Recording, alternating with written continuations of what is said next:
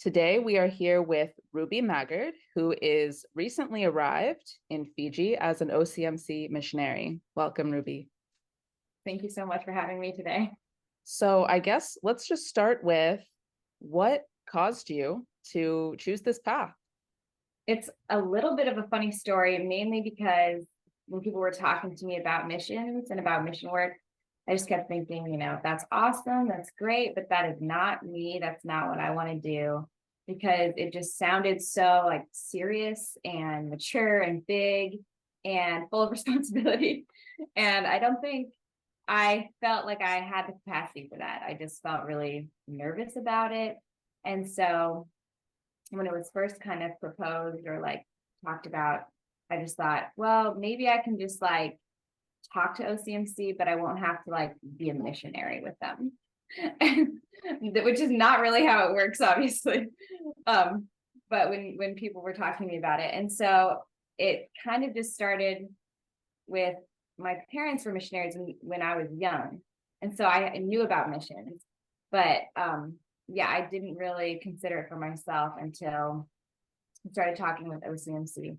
And there came this point when I had gotten in touch with them that they were suggesting, okay, well, maybe let's do like a short-term mission trip through OCMC just to kind of start off. And so they sent me the application to fill out for being a short-term missionary, like a teams member. And I filled out the application, and there was, got a reference from my priest and everything. And I still was kind of like, but I'm not like doing missions in my head. And so I filled out the application, and I ended up filling out the long-term missionary application form instead of just like the short-term missionary application form. And so I always say I like accidentally applied to be a missionary. And so, but it ended up being really blessed. And after that got submitted, I literally turned it in, and right afterwards I thought, I think that I'm supposed to be a missionary, because how did I miss like such an obvious thing as filling out the wrong application? So it was kind of a little bit of a sign to myself that, maybe I was being called something bigger than I thought I could handle. And along the way, the Lord's just given me like little bits to kind of like, okay, I guess I applied. Like that's one step. Doing the training, okay, that's another step. Until finally kind of came to the point of accepting where I'm at. So how did you end up in Fiji specifically? Was that your choice, or how did that happen? It happened when I was living in New Zealand in 2019 just to work and travel. And I went to the monastery of the Holy Archangels in Levin, where Father Meletios is the abbot, and he's also the mission director and overseer of all the missions in the islands. My mom is visiting me, so we took a road trip down to visit the monastery, and we met Father Meletios, and we were able to go to liturgy, and he shared a small meal with us, and he just was talking about the missions that he's overseeing in Fiji and Tonga and Samoa. And so when he talked about the children's home, it just kind of struck me, think Tabitha's children's home here in Fiji.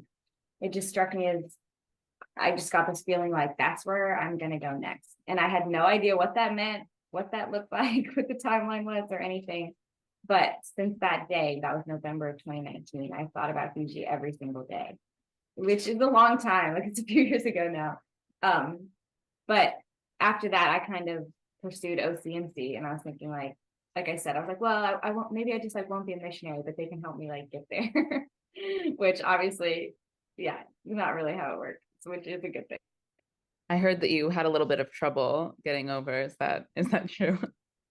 Yeah, well, obviously the first thing was COVID, so that was kind of, everyone had issues with COVID, traveling and such, and so that put a damper on things for a couple of years. And then recently it's just been a matter of like coordinating timelines with people here who I'm supposed to be working with, lining up, making sure we're all in the same place at the same time. And so it took a while to coordinate schedules, but thankfully we were able to. And I arrived, 4 days ago, Saturday. So you're new in the country. Obviously, you've just started your service. But what are your goals? What do you hope to achieve during your time there? It's interesting. So I'm here for a year, God willing. That's the plan right now. And so it's interesting to think because a year kind of feels long, but at the same time, it doesn't feel that long. So my goal is really at this time, I really just want to like get to know some people here. And our goal for my service, for the work that I'll be doing, we're going to be establishing a play group. And we just be opening a play group for moms here to be able to come and bring their kids, have community with each other, have a place for their kids to play with one another, and just get to talk with the moms. So that I think all ties in with, I'm just really looking forward to meeting the moms here and understanding, trying to understand a little bit of, how they live here and what they do. Do you have any first impressions of things there in Fiji?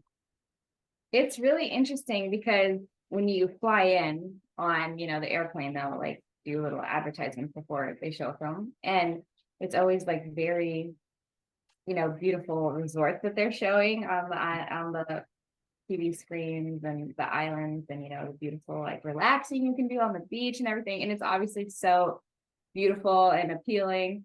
And so it's so beautiful here and the people are so beautiful, but it's not a resort everywhere, which I mean, sounds obvious, but it's kind of, it was a little bit like, okay, yeah, like this is real life. People really live here and they don't have all the amenities that we have, in the US. And there a lot of the times, a lot of people living in small spaces, but all the time they're really friendly. No matter where you go, you're just walking along, people are like bula bula, that means hello.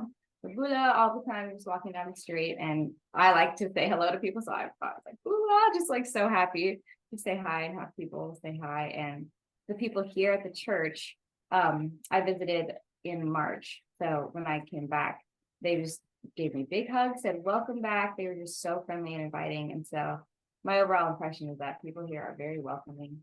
Well, that's awesome. Thank you so much, Ruby, for being here with us today. We look forward to hearing more about your journey there over the next year. Hopefully we'll be able to have you back on to talk about what you've worked on and what you've learned, and to hear a little bit more about Fiji. So thank you so much for joining us. Yeah, thank you so much for having me, Noelle.